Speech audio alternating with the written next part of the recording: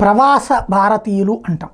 అంటే మన దేశంలో పుట్టి పెరిగి చదువుకుని ఉద్యోగాల కోసం విదేశాలకు వెళ్ళేవాళ్ళు, లేదా ఇక్కడ పెరిగి విద్య కోసం విదేశాలకు వెళ్ళి అక్కడే ఉద్యోగంలో స్థిరపడినటువంటి వాళ్ళు, లేదా అక్కడ ఇప్పుడు చదువుతూ ఉద్యోగాలు చేస్తూ డబ్బులు సంపాదిస్తున్నటువంటి వాళ్ళు భారతదేశానికి పంపిస్తున్నటువంటి సొమ్ములు ఇప్పుడు ప్రవాసులు 2022లో మన దేశంలోని కుటుంబీకులు సన్నిహితులకి 2022లో పంపించింది ఐక్యరాజ్యసమితి ఇప్పుడు లెక్క చెప్పింది $111 బిలియన్.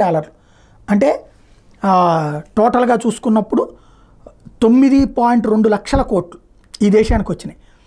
ఒక దేశం నుంచి తరలి వెళ్ళి వివిధ దేశాల్లో నివసిస్తున్న వాళ్ళు తమ స్వదేశానికి పంపిన అత్యధిక మొత్తం ఇదే. ఒక ఏడాదిలోనే $100 బిలియన్ ప్రవాస నిధుల మైలురాయిని అందుకున్న తొలి దేశంగా భారత్ నిలిచిందని ఐక్యరాజ్యసమితి తన నివేదికలో చెప్పింది. ఇదే అక్కడ కీలకమైనటువంటిది. అందువల్లనే భారతీయులకు సంబంధించినే కాదు విదేశీయుల మీద పడి ఏడుస్తున్నారు ఆయా దేశాల వాళ్ళు.